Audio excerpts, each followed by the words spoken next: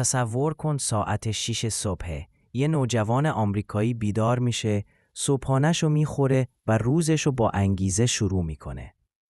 تا ساعت 9 شب برنامه داره، کلاس داره، مطالعه داره. ولی هنوزم خسته نیست. چطوری ممکنه؟ واقعاً چه رازی تو این سبک زندگی هست؟ بچه‌های آمریکایی یه روتین مشخص دارن. مدرسه‌شون از ساعت 8 صبح تا 3 عصره. بعدش چی؟ کلاس‌های داوطلبانه، باشگاه، پروژه‌های تیمی و حتی مطالعه بیشتر.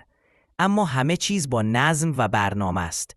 تقویمشون پر از جزئیاته. یکی از روش‌هایی که استفاده می‌کنن تکنیک پومودوروه. 25 دقیقه مطالعه، 5 دقیقه استراحت. اینطوری مغزشون فرصت بازسازی داره و خسته نمیشه. این روش باعث میشه درس خوندن مثل یه بازی هیجان انگیز بشه. خواب کافی، غذای سالم و ورزش منظم 3 عنصر اصلی انرژی دانش آموزای پرتلاشه. اونها میدونن یه بدن سالم مساوی به ذهن متمرکز است. از همون دوران نوجوانی هدفهاشون مشخصه. میخوام برم MIT یا میخوام دکتر بشم.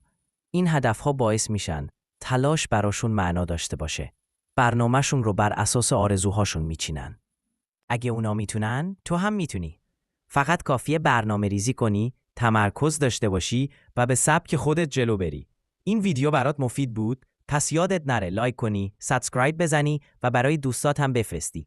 موفقیت همینجاست. از همین امروز شروع کن.